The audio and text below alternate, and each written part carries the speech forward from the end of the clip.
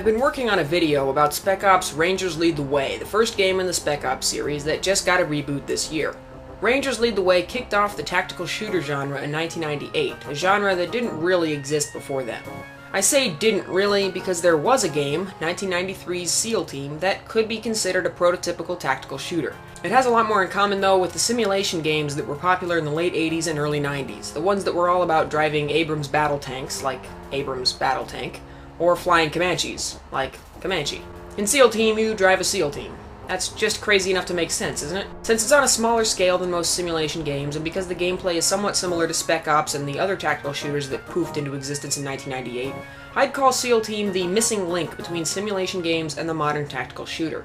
The reason I'm talking about SEAL Team today is because I'd like you to know what I'm talking about when I reference it in the Spec Ops review, and I won't have time to cover it there. So let's climb inside the cockpit of our SEAL Team and get started. SEAL Team comes in a cool old lift-off top box. I miss those kinds of boxes more than I can describe to you right now. The box art is fairly attractive, with nice big screenshots on the back and a photo of some SEALs on the front. Inside the box is the game on 2 high-density floppies, a super hefty manual, and a large piece of cardboard just to take up space. The manual is a nice throwback to the days when games used every last centimeter of the keyboard and had no in-game tutorials. In other words, the Dark Ages. Pretty damn cool though, with almost 150 pages of stuff, including tons of photographs of real US Navy SEALs doing US Navy SEAL things in Vietnam, excerpts from books about US Navy SEALs doing US Navy SEAL things in Vietnam, and tips and instructions for making your own virtual US Navy SEAls do virtual US Navy SEAL things in virtual Vietnam. My favorite part, not surprisingly, is the guns section, the only part I read all the way through. Unless you have time to read the whole 150 pages and commit it all to memory, the useful part is the very last page, which is the keyboard reference. I like reference cards, like the ones that came with the MechWarrior games, or even the one for Delta Force, which is supposed to fit on a keyboard, but doesn't really do that anymore. SEAL Team starts with some cool music which you can listen to while looking at the credits and a picture of this guy.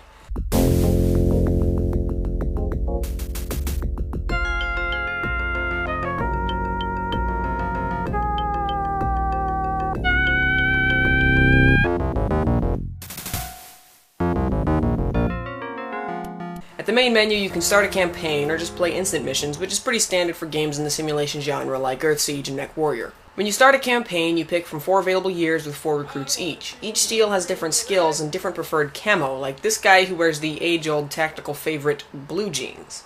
You can also just pick the year based on which boot camp song you like the best. I don't know, but I've been told. I don't know, but I've been told. A broad man's money is good as gold.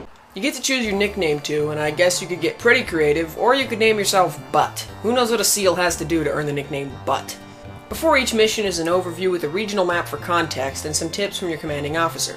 After that is an in-depth mission briefing that helps orient you for the mission and reminds you of the sequence of objectives. As in any good tactical shooter, you can pick your team's equipment before you go and customize it to your heart's content. You have 4 weapon slots and 2 tool slots and a huge variety of weapons and equipment to choose from. Rifles like the M16 and AK-47, the M60 and Stoner 63 light machine guns, frag, smoke, phosphorus, and tear gas grenades, and gear like medkits for healing wounds, and the prisoner handling kit for capturing Viet Cong who surrender. You're limited in what you take by weight, which in turn limits how fast you move, I think. I'm not sure. The answer might be in the manual, but I'm not that motivated to find it. The SEALs have a bowl session before they depart for the mission, where they give you some combat tips. Then you can watch a cinematic of your team inserting, or choose to abort and insert somewhere else in order to confuse the enemy. I'm never sure of the pros and cons of reinserting, so I never do it. Taken out of context, that last sentence sounds strangely arousing. Anyway, SEAL Team is played from the first and third person perspective. When in combat, you can use the first-person mode to lock onto targets and be generally more effective with your shooting. When moving from place to place, the third-person mode lets you see your squad and your surroundings better. Right-clicking the mouse or pressing the M key brings up the tactical map, which you can use to give orders to your team, set waypoints and view objectives, and call in support from friendly units. This is one of the coolest things about SEAL Team. The infantry combat itself isn't spectacular, slow-paced in the usual military simulator way, but calling in support units is awesome. You have support on almost every mission and can call it in at any time for a gun run, extraction, or just a look around. There are helicopters, planes, and of course the boat you rode in on. Having all this support at your command means you can take whatever approach to the mission you damn well feel like. Personally, I like calling in the chopper support early and often, and even using them to extract instead of walking all the way back to the coastline to get on the boat. But then again, I really like helicopters. You can also enact a realistically vicious scorched earth policy and blow up every hooch and bunker you come across, but you'll get more points if you manage to get some prisoners and, you know, don't torch civilian hamlets my lifestyle. Controlling SEAL Team can be difficult at first since the whole keyboard is used, but once you get used to what commands you like to use and what you don't need, it becomes more natural. It can be controlled entirely with the keyboard, but there is mouse support, and turning with the mouse is way more fluid than using the arrow keys. Even after I got used to playing the game, it was still freaking hard. Just like other simulation games, Earth Siege, I'm looking at you, SEAL Team is very unforgiving. If your point man gets killed, not only is the mission over, so is the campaign. You can restore saved campaigns, but it's still tough. What's worse, I think I was getting killed by my own support units. Karmic retribution for my abuse of helicopter support, I guess. There are difficulty options which you can tweak to fit your playstyle, including turning off damage to your character, which is the only way I've found to make this game easy. Unlimited ammo and meat sim level AI skills don't make SEAL Team any less difficult. We should also talk about the technical details. I wasn't playing video games in 1993, unless you count rubbing my sticky fingers all over a Game Boy, so I can't tell you how it looked at the time. But in retrospect, I think it's damn good looking. There's a truckload of foliage and trees, and cool effects like bugs flying around and ripples in water. Combat effects are equally cool, and seeing tracers arc towards your target is awesome.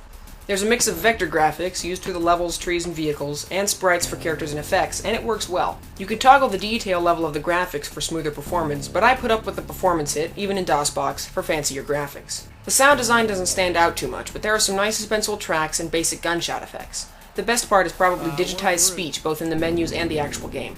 Emulating SEAL Team isn't difficult. It runs in DOSBox, but performance is sluggish. I found that setting DOSBox to about 30k cycles provided the best performance. Anything above or below is slow and choppy. If you've got an old DOS-capable machine, I'd love to hear how it runs on that, but DOSBox is good enough. So is SEAL Team any good? Or more importantly, is it collectible?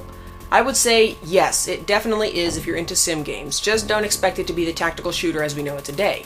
I'd give SEAL Team a 7 out of 10 on the collectability index, which may be a little high given that it's not the most fun to play, but the authenticity of the game's setting and design and the importance to gaming history make it worth owning. That's it for now. See you guys next time.